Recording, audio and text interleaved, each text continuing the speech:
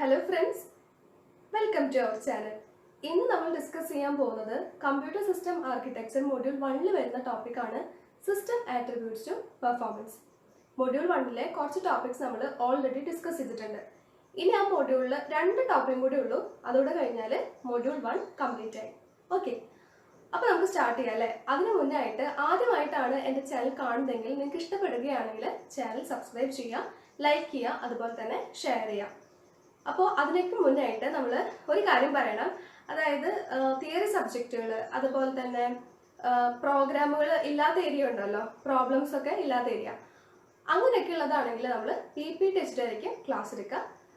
അതുപോലെ ഓരോ ടോപ്പിക്സിൽ പ്രോബ്ലംസ് ഒക്കെ വരുന്നുണ്ടെങ്കിൽ, അതായത് എക്സാമ്പിളുകൾ വരുമല്ലോ, പ്രോബ്ലംസ് അതുപോലെ തന്നെ പ്രോഗ്രാംസ് നമ്മൾ ഡിസ്കസ് ചെയ്യുന്നുണ്ട്. അതൊക്കെ ഇതുപോലെ ഡയറക്റ്റ് ആയി നിന്നിട്ടായിരിക്കും നമ്മൾ ഡിസ്കസ് ചെയ്യുക. ഓക്കെ, അപ്പോൾ അത്രയേ ഉള്ളൂ. അപ്പോൾ നമുക്ക് വീഡിയോ സ്റ്റാർട്ട് ചെയ്യാം. സോ ഇന്ന് നമ്മൾ ഡിസ്കസ് ചെയ്യാൻ പോകുന്നത് clock rate and CPI, then performance factors, MIPS rate, floating point operations per second, throughput rate, programming environments, implicit parallelism, then explicit parallelism. Okay. The ideal performance of a computer system demands a perfect match between machine capability and program behavior. ഒരു system എന്ന് പറഞ്ഞാൽ എന്താ? അതിൽ machines ഉണ്ട്, അതുപോലെ തന്നെ programmes ഉണ്ട് അല്ലേ? അപ്പോൾ ഒരു കമ്പ്യൂട്ടർ സിസ്റ്റം പെർഫോമൻസ് എന്ന് പറയുന്നത് എന്ത് ഡിമാൻഡ് ചെയ്യുന്നുണ്ട്? A perfect match between machine capability and program behaviour. അപ്പം അതിന് മുന്നായിട്ട് എന്താണ് ഒരു കമ്പ്യൂട്ടർ സിസ്റ്റം പെർഫോമൻസ് എന്ന് പറഞ്ഞാൽ? The amount of work accomplished by a system.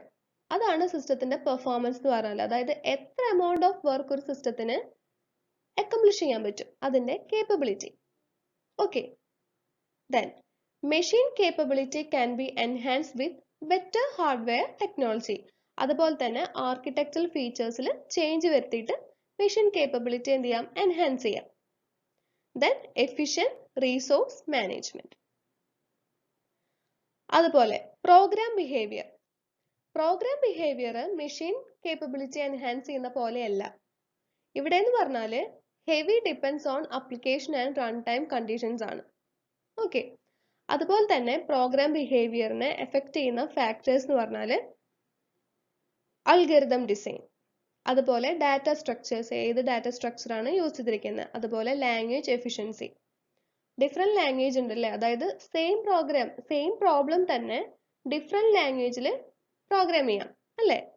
പിന്നെന്താ? പ്രോഗ്രാമർ സ്കിൽ, അതായത് ഒരാൾക്ക് പ്രോഗ്രാം ചെയ്യാൻ സ്കില്ല് കൂടുതലാണ്, പക്ഷെ ഒരാൾക്ക് അയാളുടെ അത്രയ്ക്ക് ഇല്ലെങ്കിൽ രണ്ടുപേരും എഴുതുന്ന സെയിം പ്രോഗ്രാം എന്ന് പറയുന്നത് രണ്ടുപേരും ഡിഫറെന്റ് ആയിട്ടായിരിക്കും എഴുതുക. അതായത് ഒരാൾ കുറച്ച് കോഡ് ഉപയോഗിച്ചിട്ടായിരിക്കും ആ പ്രോഗ്രാം എഴുതുക, പക്ഷെ അത്രയും പ്രോഗ്രാമിംഗ് സ്കിൽ ഇല്ലെങ്കിൽ സെയിം പ്രോബ്ലം തന്നെ കുറെ തിങ്ക് ചെയ്ത് ആ കോഡിന്റെ ലെങ്ത് എന്ന് പറയുന്നത് കൂടും. അതായത് കുറച്ചുകൂടെ കോംപ്ലിക്കേറ്റഡ് ആയിരിക്കും ആ കോഡ് എന്ന് പറയുന്നത്. പക്ഷെ നല്ല പ്രോഗ്രാമിംഗ് സ്കിൽ ആളാണെങ്കിൽ അത്ര കോംപ്ലിക്കേറ്റഡ് ഒന്നും ആയിരിക്കില്ല, ഈസി ആയിട്ടായിരിക്കും ആ കോഡ് ഉണ്ടായിരിക്കുക. ഓക്കെ, പിന്നെന്താ പറയുന്നത്? Compiler technology. Okay, it is impossible to achieve a perfect match between hardware and software by merely improving only a few factors without touching other factors. അതായത് ഹാർഡ്വെയറും സോഫ്റ്റ്വെയറും നമ്മൾ എന്ത് വേണമെന്ന് പറഞ്ഞ ഒരു പെർഫെക്റ്റ് മാച്ച് വേണമെന്ന് പറഞ്ഞല്ലേ?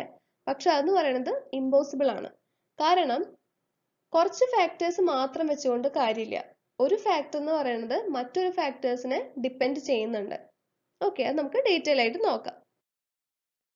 ദെൻ മെഷീൻ പെർഫോമൻസ് എന്ന് പറയുന്നത് പ്രോഗ്രാം ടു പ്രോഗ്രാം വേരി ചെയ്തുകൊണ്ടിരിക്കും. This makes peak performance and impossible target to achieve in real time application. അതായത് പീക്ക് പെർഫോമൻസ് എന്ന് പറയുന്നത് ഇമ്പോസിബിൾ ആണ്. അതുകൊണ്ട് തന്നെ പെർഫോമൻസ് ഡിസ്ക്രൈബ് ചെയ്യുന്നത് ഒരു പെർട്ടിക്കുലർ റേഞ്ച് വെച്ചിട്ട്, ഓക്കെ, റേഞ്ച് ഓർ ഡിസ്ട്രിബ്യൂഷൻ ആയിട്ടാണ് പെർഫോമൻസ് ഡിസ്ക്രൈബ് ചെയ്യുക. നെക്സ്റ്റ് നമുക്കിനി നോക്കേണ്ടത് ഫണ്ടമെന്റൽ ഫാക്ടേഴ്സ് ആണ്. എന്താണ് fundamental factors? Fundamental factors projecting the performance of a computer. Okay. അപ്പോൾ അതെന്തിനാ യൂസ് ചെയ്യണമെന്ന് വെച്ചാൽ ഒരു സിസ്റ്റം ആർക്കിടെക്ട്സിന് ബെറ്റർ മെഷീൻസ് ഡിസൈൻ ചെയ്യാം ഫാക്ടേഴ്സ് വെച്ചിട്ട്. അതുപോലെ തന്നെ ടു എഡ്യൂക്കേറ്റ് പ്രോഗ്രാമേഴ്സ്. അതുപോലെ compiler writer in optimizing the codes for more efficient execution of by the hardware. Okay. Then, the simplest measure of program performance is turnaround time. ഒരു simplest measure of program performance ആണ് എന്ത് turnaround time. എന്താണ് turnaround time എന്ന് പറഞ്ഞാൽ ഒരു സിസ്റ്റത്തില് programme കൊടുത്തു ആ programme successfully എന്ത് ചെയ്തു പ്രോസസ് ചെയ്തു. അതിനെയാണ് ടേൺ അറൗണ്ട് എന്ന് പറയുന്നത്. അപ്പോൾ ടേൺ അറൗണ്ട് ടൈമിൽ എന്തൊക്കെ ഉണ്ടായിരിക്കും? അതായത് ഒരു പ്രോഗ്രാം സിസ്റ്റത്തിലേക്ക് കൊടുത്തു. ഇനി ആ പ്രോഗ്രാം എക്സിക്യൂട്ട് ചെയ്യണം അല്ലേ? എക്സിക്യൂട്ട് ചെയ്യണമെങ്കിൽ എന്ത് വേണം? ഫസ്റ്റ് തന്നെ എന്ത് വേണം? ഇൻസ്ട്രക്ഷൻ അല്ലേ? ഇൻസ്ട്രക്ഷൻ എക്സിക്യൂട്ട് ചെയ്യണ്ട. അപ്പൊ എന്ത് വേണം? മെമ്മറിയിൽ നിന്ന് ഇൻസ്ട്രക്ഷൻ എടുക്കണം. അപ്പോൾ ഇൻസ്ട്രക്ഷൻ ആവശ്യമുള്ള ഡാറ്റ വേണം. ഡാറ്റ എന്ന് പറയുന്നത് മെമ്മറിയിൽ നിന്ന് അല്ലെങ്കിൽ IO ഡിവൈസിൽ നിന്ന് എടുക്കണം. അപ്പൊ അങ്ങനെ എടുക്കുമ്പോൾ മെമ്മറി എന്ന് പറയുന്നത് ബിസിയാന്ന് വിചാരിച്ചോ, വേറൊരു പ്രോസസ്സിംഗ് നടന്നുകൊണ്ടിരിക്കുകയാണ്. അപ്പൊ എന്ത് ചെയ്യേണ്ടി വരും? അവിടെ വെയിറ്റ് ചെയ്യേണ്ടി വരും. ദെൻ ഇൻസ്ട്രക്ഷനും ഡാറ്റയൊക്കെ കിട്ടി, പ്രോസസ് ചെയ്യണം, എക്സിക്യൂട്ട് ചെയ്യണം. ആരാണ് എക്സിക്യൂട്ട് ചെയ്യുക? CPU എക്സിക്യൂട്ട് ചെയ്യണം അല്ലേ? അപ്പോൾ എക്സിക്യൂഷൻ എടുക്കുന്ന സമയം. പിന്നെന്താ? എക്സിക്യൂഷൻ ഒക്കെ കഴിഞ്ഞ് റിസൾട്ട് എന്ന് പറയുന്നത് മെമ്മറിയിലോട്ട് സ്റ്റോർ ചെയ്ത് വെച്ചു. അപ്പോൾ ഒരു ടൈം വേണ്ടേ? അപ്പോൾ ഇതെല്ലാം കൂടിയതാണ് എന്തെന്ന് പറയുന്നത്? ടേൺ അറൗണ്ട് ടൈം എന്ന് പറയുന്നത്. So which includes disk and memory access, പിന്നെന്താണ്? Input and output activities, compilation time, പിന്നെ operating system overhead and CPU time. CPU time എന്ന് പറയുന്നത് എന്താണ്? Execution time. അപ്പോൾ ടേൺ അറൗണ്ട് ടൈം കുറയ്ക്കണമെങ്കിൽ എന്ത് ചെയ്യണം? ഈ എല്ലാ ഫാക്ടേഴ്സിന് എടുക്കുന്ന ടൈം എന്ന് പറയുന്നത്, എല്ലാ ഫാക്ടേഴ്സിന്റെ ടൈം എന്ന് പറയുന്നത് എന്ത് ചെയ്യണം? റെഡ്യൂസ് ചെയ്യണം. ഓക്കെ, എന്നാൽ മാത്രമാണ് ഒരു ടേൺ അറൗണ്ട് ടൈം എന്ന് പറയുന്നത് ഷോർട്ടൻ ചെയ്യാൻ പറ്റുള്ളൂ. അതാണ് നേരത്തെ പറഞ്ഞത്, ഒരു ഫാക്ടർ എന്ന് പറയുന്നത് എന്താണ്? മറ്റൊരു ഫാക്ടറിനെ ഡിപ്പെൻഡ് ചെയ്യുന്നുണ്ട്. ഇവിടെ ടേൺ അറൗണ്ട് ടൈം എന്ന് പറയുന്നത് എന്തൊക്കെ ഡിപ്പെൻഡ് ചെയ്തു? ഡിസ്ക് ആൻഡ് മെമ്മറിന്ന് അക്സസ് ചെയ്തെടുക്കുന്ന ടൈം, അതുപോലെ IO ഡിവൈസിൽ നിന്ന് എടുക്കുന്ന ടൈം അല്ലേ, operating system overhead, CPU time, ഇതൊക്കെ എന്താണ്? ഇതൊക്കെ ഫാക്ടേഴ്സ് ആണ്. ഇതിനെല്ലാവരും എന്ത് ചെയ്യുന്നുണ്ട്? ഡിപ്പെൻഡ് ചെയ്യുന്നുണ്ട്. ഓക്കെ,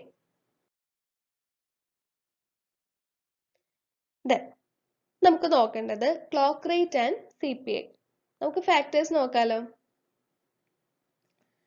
ദി CPU എന്താണ്? Processor of today's digital computer is driven by a clock with a constant cycle time.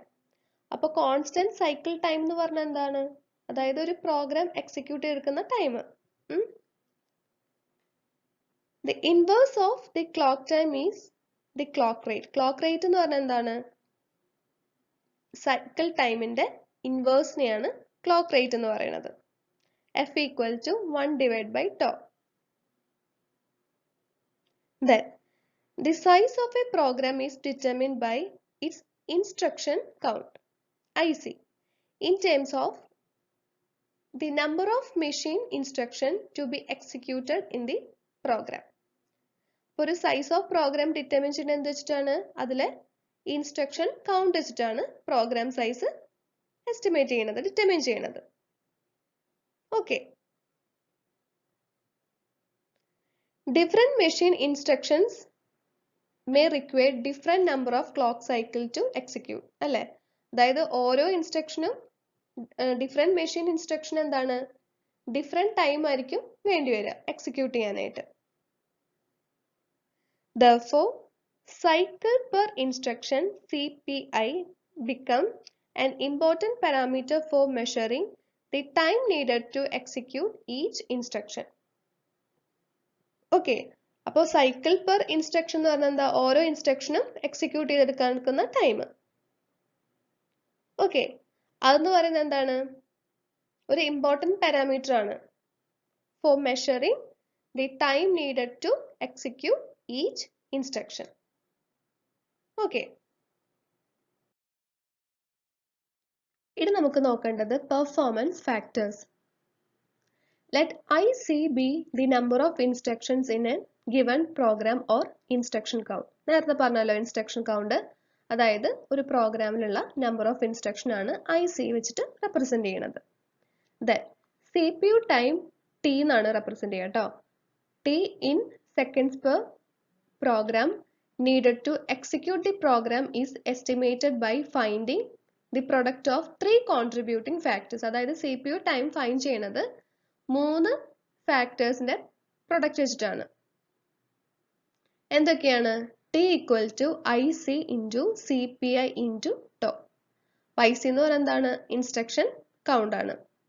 പിന്നെ CPI എന്ന് പറഞ്ഞാൽ എന്താ? Cycle per instruction. പിന്നെ tau എന്ന് പറഞ്ഞാൽ എന്താണ്? Cycle time. അപ്പോൾ ഈ 3 ഫാക്ടേഴ്സിന്റെ പ്രൊഡക്റ്റ് ആണ് എന്ന് പറയുന്നത് CPU ടൈം T എന്ന് പറയുന്നത്. അപ്പൊ എന്താണ് CPU ടൈം എന്ന് പറഞ്ഞാൽ? ഒരു പ്രോഗ്രാം എക്സിക്യൂട്ട് ചെയ്യാൻ വേണ്ട ടൈം. ഓക്കെ, അതാണ് നമ്മുടെ ഇക്വേഷൻ 1 കേട്ടോ.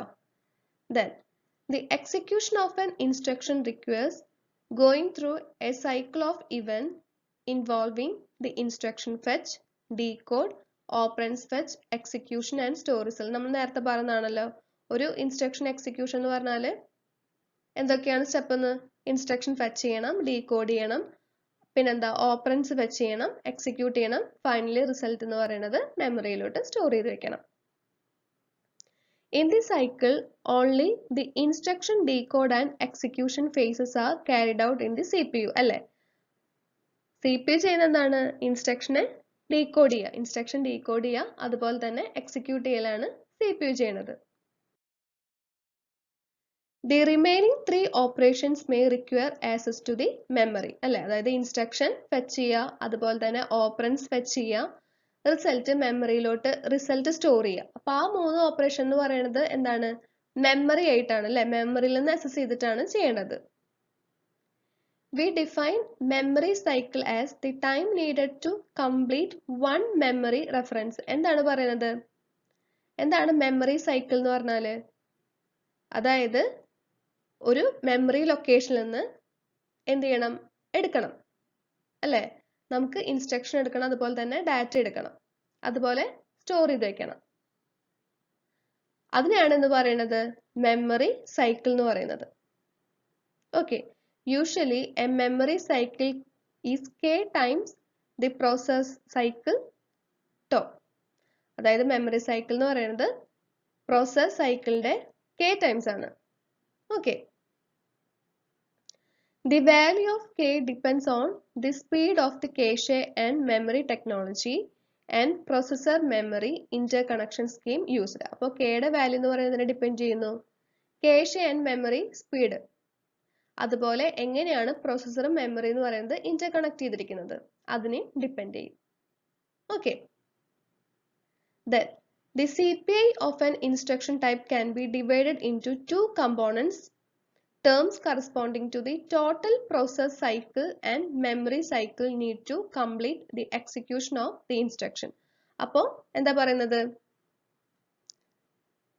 ഒരു ഇൻസ്ട്രക്ഷന്റെ സൈക്കിൾ പെർ ഇൻസ്ട്രക്ഷൻ എന്ന് പറയുന്നത് CPI of an instruction type എന്ന് പറയുന്നത് 2 ആയിട്ട് ഡിവൈഡ് ചെയ്തിരിക്കുകയാണ്. എന്തൊക്കെയാണ് വരുന്നത്? ഒന്ന് പറഞ്ഞാൽ ടോട്ടൽ പ്രോസസർ സൈക്കിളും, അടുത്തെന്ന് പറഞ്ഞാൽ എന്താണ്? മെമ്മറി സൈക്കിളും. എന്തിനാണ്? ഇൻസ്ട്രക്ഷൻ എക്സിക്യൂട്ട് ചെയ്യാനായിട്ട്. ഓക്കെ, അപ്പൊ നേരത്തെ പറഞ്ഞല്ലോ പ്രോസസർ സൈക്കിളും എന്താണ് മെമ്മറി സൈക്കിൾ. മെമ്മറി സൈക്കിൾ എന്ന് പറഞ്ഞാൽ എന്താ? മെമ്മറിയിൽ നിന്ന് റെഫർ ചെയ്തെടുക്കാനുള്ള ടൈം. പ്രോസസർ സൈക്കിൾ എന്ന് പറഞ്ഞാൽ എന്താ? പ്രോസസർ ആണ് എക്സിക്യൂട്ട് ചെയ്യുന്നത്, അപ്പൊ ആ ടൈമാണ് പ്രോസസർ സൈക്കിളിൽ പറയുന്നത്.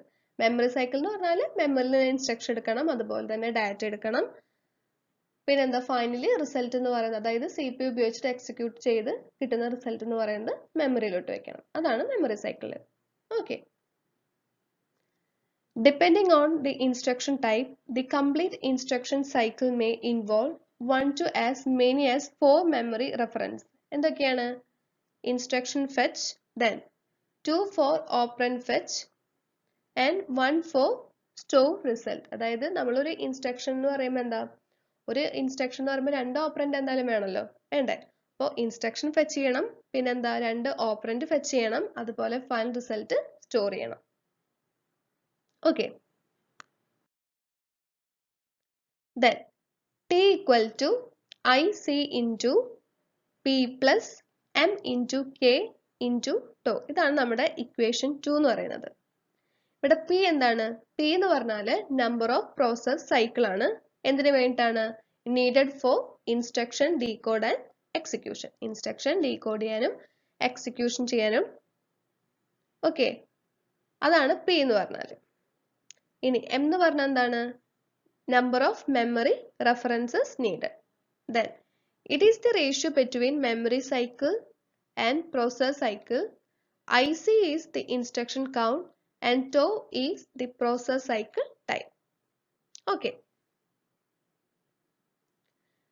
Then equation 2 can be further refined once the CPU components P, M, K are weighted over the entire instruction set. Okay, നമുക്ക് റിഫൈൻ ചെയ്യാം ഈ മൂന്ന് കമ്പോണൻസും. ഇനി നമുക്ക് നോക്കേണ്ടത് സിസ്റ്റം ആട്രിബ്യൂട്ട് ആണ്. Okay, the above 5 performance factors നേരത്തെ പറഞ്ഞല്ലോ. IC, ഇൻസ്ട്രക്ഷൻ കൗണ്ട്, പിന്നെന്താ P എന്ന് പറഞ്ഞാൽ എന്തായിരുന്നു? നമ്പർ ഓഫ് പ്രോസസ് സൈക്കിൾ, പിന്നെന്താ M എന്ന് പറഞ്ഞാൽ number of memory reference needed, പിന്നെന്താ K, then tau are influenced by 4 system attributes. എന്തൊക്കെയാണ്? ഒന്ന്, instruction set architecture, then compiler technology, CPU implementation and control, and cache and memory hierarchy. നമ്മൾ ടേബിളിൽ represent ചെയ്യുന്നുണ്ട്. നമുക്ക് നോക്കാട്ടോ. അപ്പോൾ അതിൽ ഫസ്റ്റ് സിസ്റ്റം ആട്രിബ്യൂട്ട് എന്താ? Instruction set architecture. അപ്പോൾ ഇൻസ്ട്രക്ഷൻ സെറ്റ് ആർക്കിടെക്ചർ എന്ന് പറയുന്നത് എന്തിനൊക്കെ എഫക്ട് ചെയ്യുന്നുണ്ട്? നമ്മുടെ പെർഫോമൻസ് ഫാക്ടേഴ്സ് ഉണ്ടല്ലോ, അതിൽ പ്രോഗ്രാം ലെങ്ത്. പ്രോഗ്രാം ലെങ്ത് എന്ന് പറഞ്ഞാൽ എന്താ? Number of instruction count IC, അതുപോലെ തന്നെ പ്രോസസർ സൈക്കിൾസ് നീഡഡ് P. പിന്നെ കമ്പൈലർ ടെക്നോളജി എന്ന് പറയുന്നത് എന്തിനൊക്കെ എഫക്ട് ചെയ്യുന്നുണ്ട്? Value of IC, P and memory reference count M. Okay, the CPU implementation and control determine the total processor time. Total processor time എന്ന് പറയുന്നത് എന്താണ്? P into tau, അതായത് number of process cycle into cycle time. Okay. Then finally, the memory technology and hierarchy design affect the memory access latency K into tau. The above CPU time can be used as base in estimating the execution rate of a processor. അപ്പോൾ ഇത് ഉപയോഗിച്ചിട്ട് എന്ത് ചെയ്യാം? അതായത് ഒരു പ്രോസസ്സറിന്റെ execution rate എന്ന് പറയുന്നത് estimate ചെയ്യാം. ഓക്കെ, അപ്പോൾ ഇതാണ് ടേബിൾ. ഇവിടെ എന്താണ്? പെർഫോമൻസ് ഫാക്ടേഴ്സ് എന്ന് പറയുന്നത് എന്താന്ന് പറഞ്ഞു? ഇൻഫ്ലുവൻസ് ബൈ സിസ്റ്റം ആട്രിബ്യൂട്ട്സ് എന്ന് പറഞ്ഞല്ലേ. അപ്പൊ അതിന്റെ ടേബിൾ ആണ് പറയുന്നത്. ഓക്കെ, അപ്പൊ നേരത്തെ നമ്മൾ പറഞ്ഞ കാര്യം തന്നെയാണ്. അതായത് എന്താണ് ഇവിടെ സിസ്റ്റം ആട്രിബ്യൂട്ട്സ് ഇവിടെ കൊടുത്തിട്ടുണ്ട് അല്ലേ? പിന്നെന്താണ്? ഇവിടെ പെർഫോമൻസ് ഫാക്ടേഴ്സ് ഉണ്ട്. അപ്പൊ നേരത്തെ പറഞ്ഞു ഇൻസ്ട്രക്ഷൻ സെറ്റ് ആർക്കിടെക്ചർ എന്ന് പറയുന്നത് എന്തിനൊക്കെ എഫക്ട് ചെയ്യുന്നു പറഞ്ഞു? ഇൻസ്ട്രക്ഷൻ കൗണ്ട്, അതുപോലെ തന്നെ P ലെ പ്രോസസ് സൈക്കിൾ എഫക്ട് ചെയ്യുന്നു പറഞ്ഞു. നേരത്തെ പറഞ്ഞ കാര്യങ്ങളുണ്ടല്ലോ, അത് ടേബിൾ ആയിട്ട് കാണിച്ചിരിക്കുകയാണ്. Okay,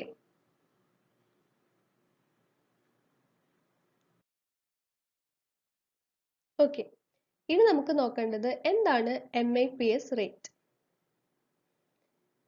Let's see the total number of clock cycles needed to execute a given program. അതായത് ഒരു പ്രോഗ്രാം എക്സിക്യൂട്ട് ചെയ്യാൻ വേണ്ട total number of clock cycle ആണ് C ആയിട്ട് റെപ്രസെന്റ് ചെയ്യണത്. Okay, then CPU time in equation 2 can be estimated as T equal to C into tau. ഇതിൽ കുറച്ചൊരു equation വരുന്നുണ്ട്, അത്ര ബുദ്ധിമുട്ടുള്ള കാര്യമൊന്നുമല്ല കേട്ടോ. അപ്പൊ നമ്മൾ ഫസ്റ്റ് എന്താ? ക്ലോക്ക് റേറ്റ് പറഞ്ഞിരുന്നു, F equal to 1 divided by tau. അപ്പോൾ ഈ tau എന്ന് പറയുന്നപ്പോൾ എന്താ കിട്ടുക? 1 divided by F. അതിവിടെ സബ്സ്റ്റിറ്റ്യൂട്ട് ചെയ്ത് കൊടുത്തേ ഉള്ളൂ. Okay, then furthermore CPI equal to C divided by IC. CPI എന്ന് പറയുന്നത് എന്താ? Clock per instruction എന്ന് പറയുന്നത് എന്താണ്? Total number of clock cycle needed to execute and program divided by instruction count.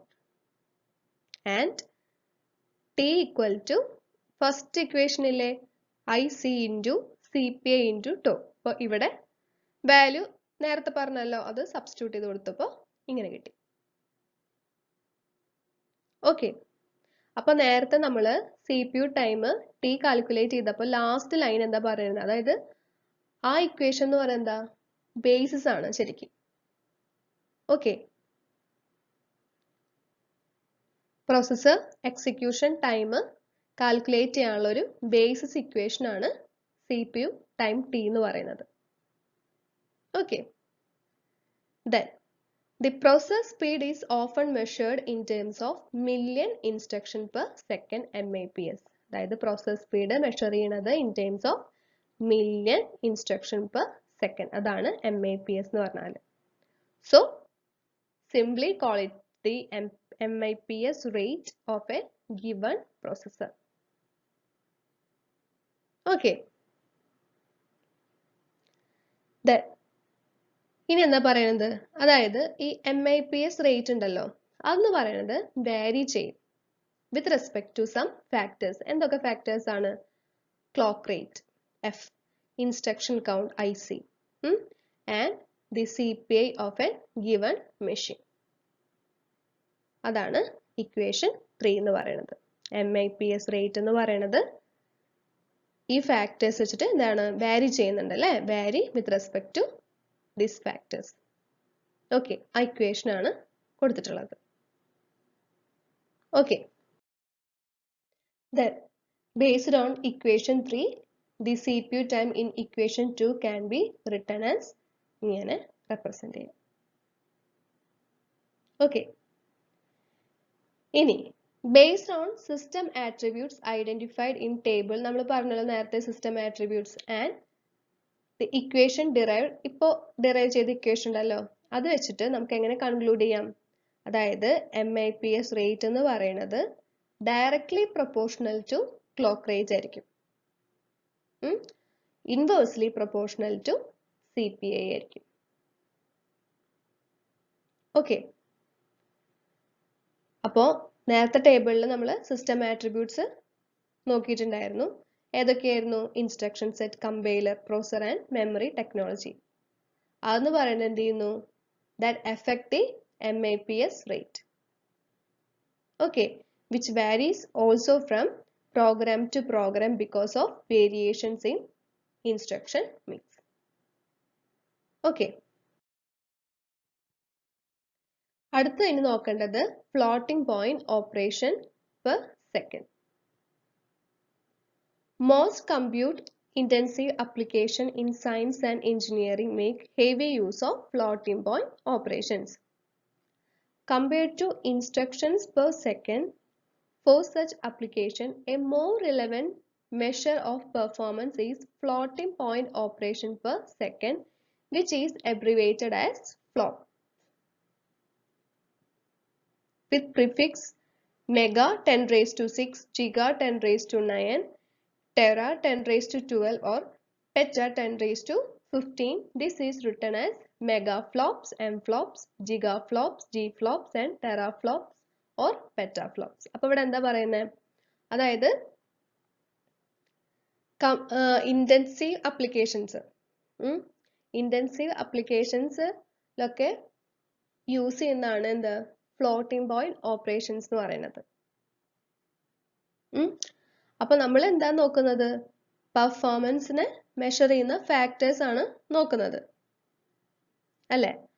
അപ്പോൾ ഏറ്റവും റെലവൻ്റ് ആയുള്ള ഒരു ഫാക്ടർ എന്ന് പറഞ്ഞാൽ പെർഫോമൻസ് മെഷർ ചെയ്യാനായിട്ടുള്ള ഫാക്ടർ എന്ന് പറയുന്നത് floating point operation per second ആണ്. ഓക്കെ, അപ്പോൾ അത് അബ്രിവേറ്റ് ചെയ്യണത് എങ്ങനെയാണ്? ഫ്ലോപ്സ് ആയിട്ടാണ്. അതാണ് ഇവിടെ കൊടുത്തിട്ടുള്ളത്.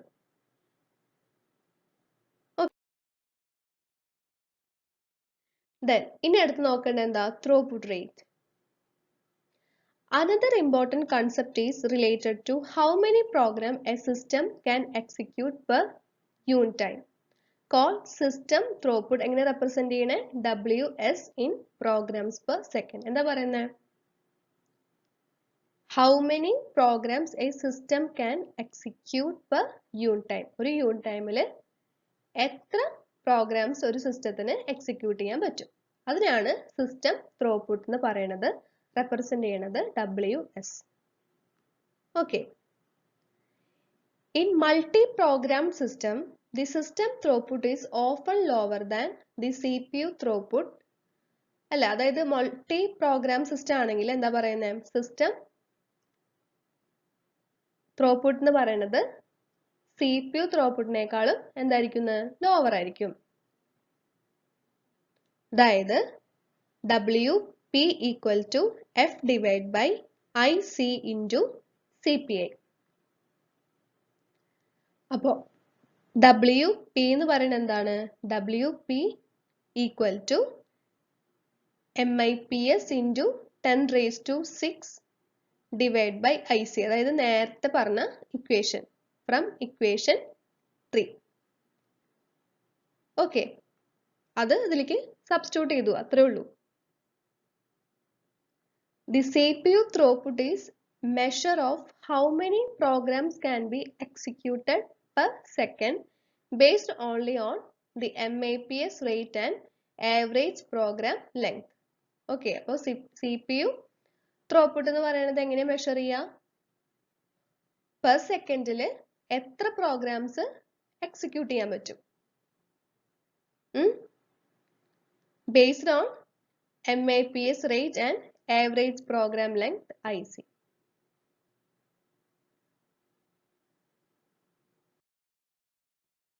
Okay. Usually WS less than WP. നേരത്തെ പറഞ്ഞല്ലോ, അതായത് സിസ്റ്റം ത്രൂപുട്ട് റേറ്റ് എന്ന് പറയുന്നത് എന്താണ്? CPU ത്രൂപുട്ട് റേറ്റിനേക്കാളും എന്തായിരിക്കും? ലെസ് ദാൻ ആണെന്ന് പറഞ്ഞു. മൾട്ടി പ്രോഗ്രാമിങ്ങിന്റെ കേസിൽ, മൾട്ടി പ്രോഗ്രാമിംഗ് അല്ലെങ്കിൽ ടൈം ഷെയറിംഗ് ഓപ്പറേഷൻ ആകുമ്പോൾ, അതായത് സിസ്റ്റം ത്രൂപുട്ട് എന്ന് പറഞ്ഞാൽ എന്താ? അതായത് പെർ യൂണിറ്റിൽ എത്ര എമൗണ്ട് ഓഫ് പ്രോഗ്രാം ആണ് സിസ്റ്റത്തിന് എക്സിക്യൂട്ട് ചെയ്യാൻ പറ്റുക? WP എന്ന് പറഞ്ഞാൽ CPUന് എക്സിക്യൂട്ട് ചെയ്യാൻ പറ്റുക. അപ്പൊ മൾട്ടി പ്രോഗ്രാമിംഗ് ഒക്കെ ആവുമ്പോൾ എന്താ? മൾട്ടിപ്പിൾ പ്രോഗ്രാംസിന് CPUന് ആവശ്യമായിട്ട് വരും, അല്ലേ? അപ്പൊ CPUന് ആവശ്യമായിട്ട് വരുമ്പോൾ എന്താ സംഭവിക്കുക? പെർ യൂണിറ്റിൽ സിസ്റ്റത്തിന് അത്രയും എമൗണ്ട് പ്രോഗ്രാമിനെ എക്സിക്യൂട്ട് ചെയ്യാനായിട്ട് പറ്റില്ല. അപ്പോൾ WS എന്ന് പറയുന്നത് ലെസ് ദാൻ എന്തായിരിക്കും? WP ആയിരിക്കും. അതായത് WS എന്ന് പറയുന്നത് ഫുൾ സിസ്റ്റത്തിന്റെ കേസാണ്. WP എന്താ? അതായത് CPUവിന്റെ കേസ് എടുക്കുമ്പോൾ എന്താ? CPU ഓരോ പ്രോഗ്രാമായിട്ട് എക്സിക്യൂട്ട് ചെയ്ത് നടക്കുന്നുണ്ട്. പക്ഷെ ഫുൾ ഓവറോൾ സിസ്റ്റത്തിന്റെ കേസ് എടുത്തു കഴിഞ്ഞാൽ എന്ത് വന്നു? അവിടെ ഒരു ഡിലേ വന്നില്ലേ? അതുകൊണ്ടാണ് WS എന്ന് പറയുന്നത് ലെസ് ദാൻ WP എന്ന് പറയുന്നത്. Okay. If the CPU is kept busy in a perfect program interleaving fashion, then WS എന്ന് പറയുന്നത് WPI. This will probably never happen since the system overhead often causes an extra delay and the CPU may be left idle for some cycle. Okay, അപ്പോൾ നേരത്തെ പറഞ്ഞ എന്താണ്? CPU busy ആവാം. അതായത് ഒരു perfect programme interleaving ആണെങ്കിൽ, ഇന്റർലീവ്ഡ് എന്ന് പറഞ്ഞാൽ എന്താണെന്ന് അറിയാലോ? അതായത് മൾട്ടിപ്പിൾ പ്രോഗ്രാംസിന് CPUന് ആവശ്യമായിട്ട് വരിക. അതാണ് ഇന്റർലീവ്ഡ് എന്ന് പറഞ്ഞാൽ. അപ്പോൾ ഒരു പെർഫെക്റ്റ് പ്രോഗ്രാം ഇന്റർലീവ് ഫാഷൻ എന്ന് പറയുമ്പോൾ എന്താ? CPU എന്ന് പറയുന്നത് ബിസി ആവുക. അങ്ങനത്തെ സിറ്റുവേഷൻ ആകുമ്പോൾ WS എന്ന് പറയുന്നത് ഈക്വൽ ടു WPI. പക്ഷെ അത് സംഭവിക്കാൻ പോണില്ല. അപ്പോൾ ഇങ്ങനെ മൾട്ടി പ്രോഗ്രാമിന്റെ കേസ് എന്ത് വരുമ്പോൾ എന്താ സംഭവിക്കുക? സിസ്റ്റം ഓവർഹെഡ് ആവും. അപ്പോൾ CPU എന്ന് പറയുന്നത് ഐഡിയൽ കണ്ടീഷനിലേക്ക് പോവും. അപ്പോൾ WS എന്ന് പറയുന്നത് ഫുൾ സിസ്റ്റം പെർഫോമൻസ് എന്തായി? ഡൗൺ ആയി. CPU അല്ല, ഫുൾ സിസ്റ്റം പെർഫോമൻസ് ഡൗൺ ആയി. പെർ യൂണിറ്റിൽ അത്രയും പ്രോഗ്രാമിന് എക്സിക്യൂട്ട് ചെയ്യാൻ പറ്റാതെയായി. പക്ഷെ പ്രൊസസ്സർ ചെയ്യുന്നുണ്ട്, പ്രൊസസ്സർ എക്സിക്യൂട്ട് ചെയ്യുന്നുണ്ട്.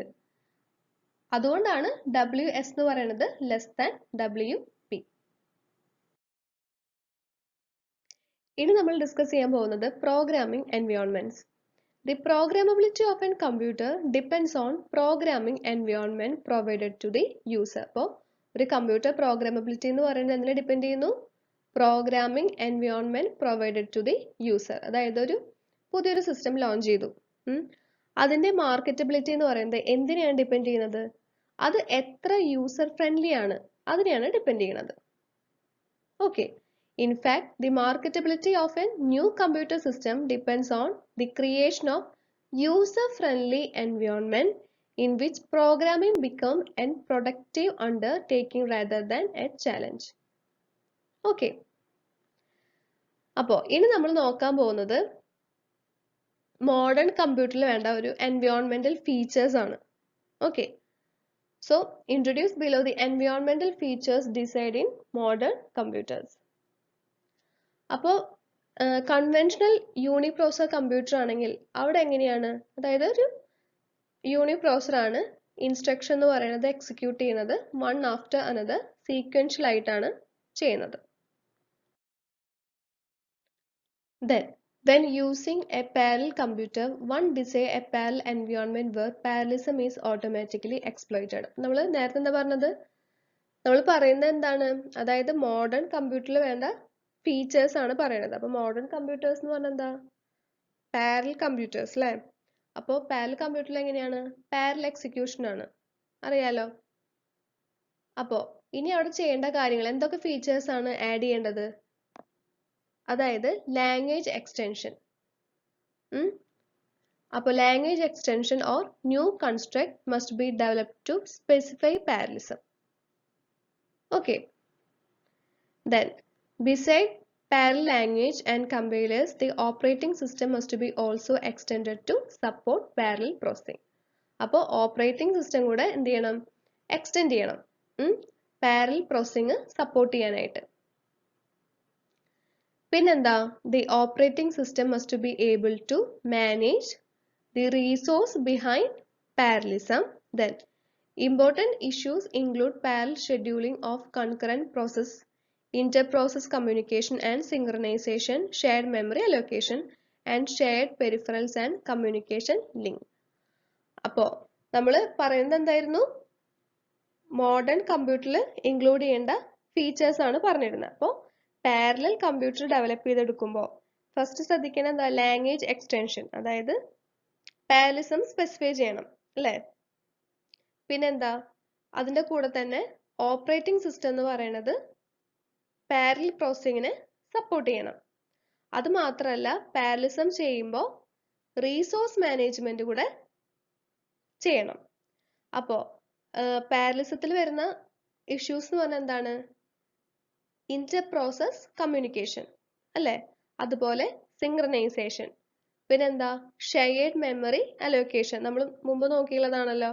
പിന്നെന്താ? Shared peripheral and communication link അല്ലെ? പാരലൽ പ്രോസസ്സിംഗിലെല്ലാം ഇങ്ങനെയാണ് അല്ലെ? പാരലൽ ആയിട്ട് നടക്കുന്ന കാര്യമാണ്. അവിടെ മെമ്മറി ഷെയർ ചെയ്യുന്നുണ്ട്, അതുപോലെ പെരിഫറൽസ് ഷെയർ ചെയ്യുന്നുണ്ട്. കമ്മ്യൂണിക്കേറ്റ് ചെയ്യുന്നത് എങ്ങനെയാണ്? പ്രോസസ്സ് കമ്മ്യൂണിക്കേറ്റ് ചെയ്യുന്നത് കമ്മ്യൂണിക്കേഷൻ ലിങ്ക് വഴിയാണ് കമ്മ്യൂണിക്കേഷൻ ചെയ്യുന്നത്. അപ്പോൾ ഇതിനെല്ലാം എന്ത് ചെയ്യണം? മാനേജ് ചെയ്യണം.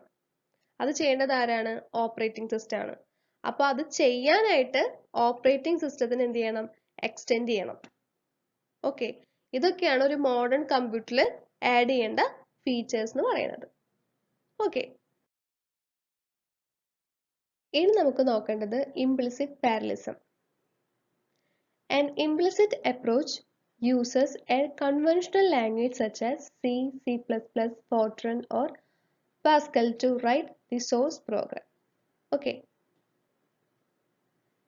The sequentially coded source program is translated into parallel object code by parallelizing compiler.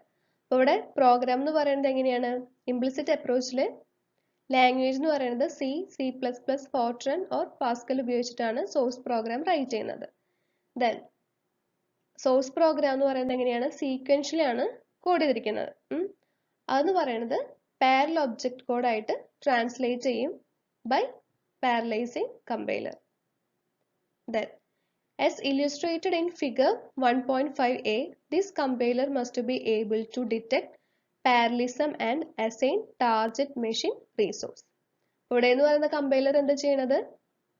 അതെന്ന് പറയുന്നത് പാരലിസം ഡിറ്റക്ട് ചെയ്യുന്നു. അതുപോലെ തന്നെ assign target machine resource assign ചെയ്ത് കൊടുക്കുന്നു. അതായത് ടാർഗറ്റ് മെഷീൻ റീസോഴ്സ് എന്ന് പറഞ്ഞാൽ എന്താ? കറസ്പോണ്ടിങ് പ്രോസസർ അലോക്കേറ്റ് ചെയ്ത് കൊടുക്കുന്നു. This compiler approaches has been applied in programming shared memory multiprocessors. അപ്പോൾ ഇത് എവിടെയാണ് അപ്ലൈ ചെയ്യുന്നത്? ഷെയർഡ് മെമ്മറി മൾട്ടിപ്രോസസ്സിംഗ് നമ്മൾ നോക്കിയിട്ടുള്ള കാര്യമാണ്. അതായത് കോമൺ മെമ്മറി ഷെയർ ചെയ്തിട്ടാണ് പ്രോസസ്സേഴ്സ് എന്ത് ചെയ്യുന്നത്? പ്രോഗ്രാം എക്സിക്യൂട്ട് ചെയ്യുന്നത്. Multi process. Okay. Then with parallelism being implicit, success relies heavily on the intelligence of an parallelizing compiler. Okay, അപ്പോൾ അതാണ് ഇംപ്ലിസിറ്റ് പാരലിസം എന്ന് പറഞ്ഞത്. അപ്പോൾ അത് ലാംഗ്വേജ് എന്ന് പറയുന്നത് നോക്കി, പിന്നെ എന്താണ് സീക്വൻഷ്യലായിട്ട് കോഡ് ചെയ്യുന്നു. അതെന്ന് പറയുന്നത് പാരലൈസിങ് കമ്പൈലർ അതിനെ ട്രാൻസ്ലേറ്റ് ചെയ്ത് പാരലൽ ഒബ്ജക്റ്റ് ആക്കുന്നു. അപ്പോൾ കമ്പൈലർ എന്ന് പറയുന്നത് എന്താണ്? പാരലിസം ഡിറ്റക്ട് ചെയ്യുന്നു. അതെന്ന് പറയുന്നത് ടാർഗറ്റ് മെഷീൻ റീസോഴ്സ്, അതായത് മൾട്ടി പ്രോസസ്സേഴ്സ് ആണ് അല്ലേ. അപ്പോൾ അത് ഈ കമ്പൈലർ അപ്രോച്ച് എന്ന് പറയുന്നത് അപ്ലൈ ചെയ്യുന്നത് ഷെയർഡ് മെമ്മറി മൾട്ടി പ്രോസസ്സേഴ്സിലാണ്. അപ്പോൾ ഓരോന്നിനും പ്രോസസ്സേഴ്സിനെ എന്ത് ചെയ്യുന്നു? അലോക്കേറ്റ് ചെയ്ത് കൊടുക്കുന്നു. അതാണ് implicit parallelism. Okay. This approach requires less effort on the part of the programmer. പ്രോഗ്രാമിന്റെ സൈഡ് നോക്കുമ്പോൾ എന്താ? ലെസ് എഫേർട്ട് ആണ്. ഓക്കെ. നെക്സ്റ്റ് നമുക്ക് നോക്കേണ്ടത് explicit parallelism. The second approach, figure 1.5b, requires more effort by the programmer to develop a source program using parallel dialects of C, C++, Fortran or Pascal. അപ്പോൾ ഇവിടെ same language തന്നെയാണ്. പക്ഷേ explicit പാരലിസത്തിൽ എന്താണ്? പ്രോഗ്രാമറിന് കുറച്ചും കൂടെ effort ഉണ്ട്.